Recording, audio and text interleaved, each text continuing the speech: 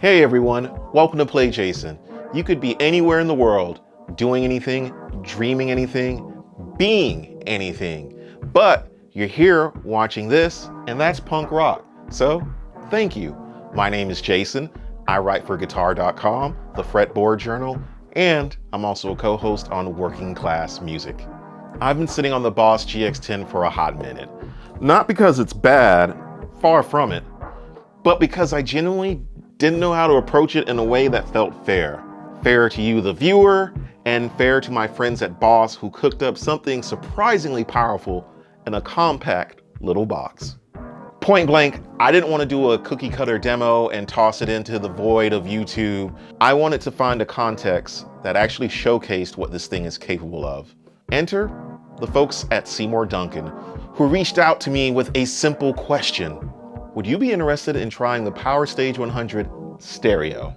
And that's when a light bulb went off. What if I paired the GX-10 with the PowerStage 100 stereo and treated the GX-10 like a proper amp and multi-effects unit, the centerpiece of a stereo rig? That's when everything finally clicked. So, before we dive in, a big shout out to Seymour Duncan for sponsoring this video, and a huge apology to the folks at Boss, because I've been sitting on this for a minute and I just couldn't find anything to do. So thank you for being patient with me.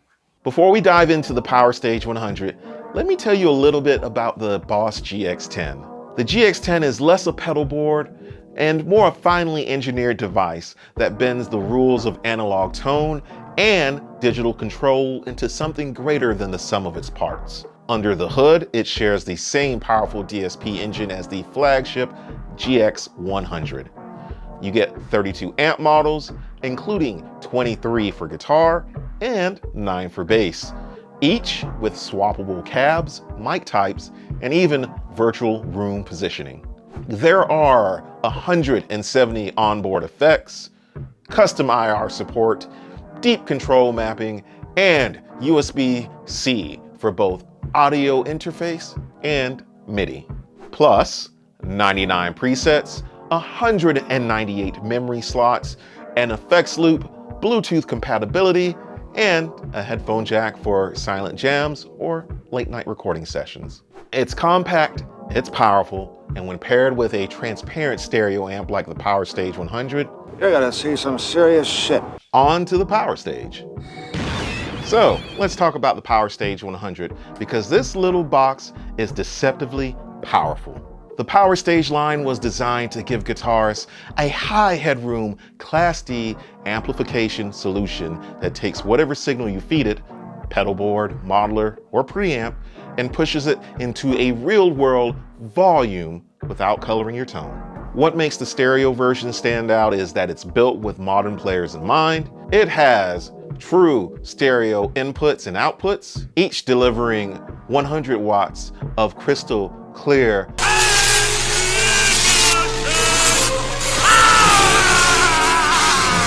into a 4 ohms cab. Some standout features include stereo output, 100 watts per channel at 4 ohms, a 5-band EQ for sculpting your tone far beyond bass, mids, and treble, and most notably, true cab circuitry, or TCC, not Tallahassee Community College because that no longer exists, which gives you analog style cab simulation when going straight into a PA or interface. Now a quick but very, very, very important PSA. This is a power amp. It's meant to drive speaker cabinets, not sit in front of your pedals or guitar amp. Unless of course you're trying to hear what regret sounds like. Anyways, enough of my rambling, on to the sounds.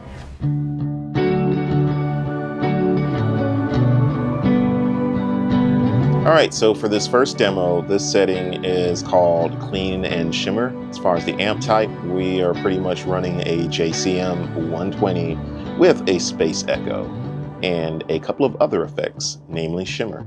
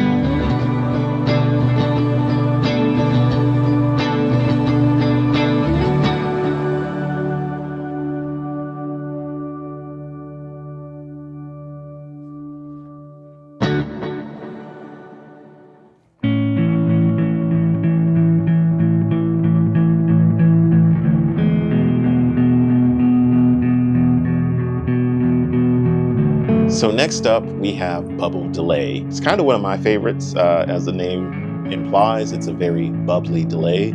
As far as the amp type, we're just using the natural amp with a noise suppressor, a boost, and the space echo.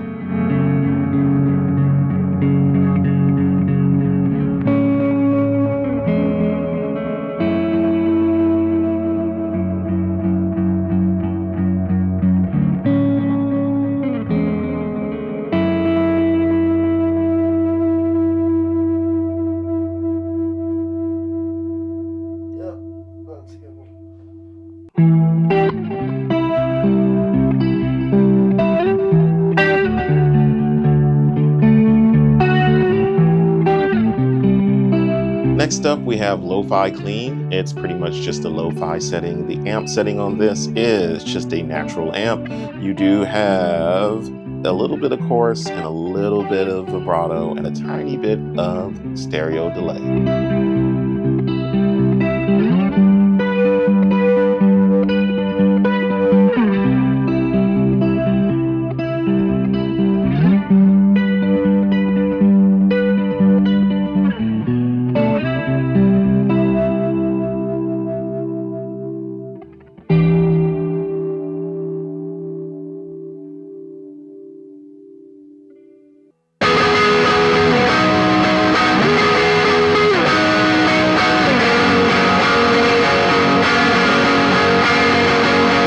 Next up, we have 1993.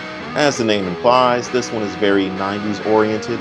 So indie, grunge rock, shoegaze people enjoy.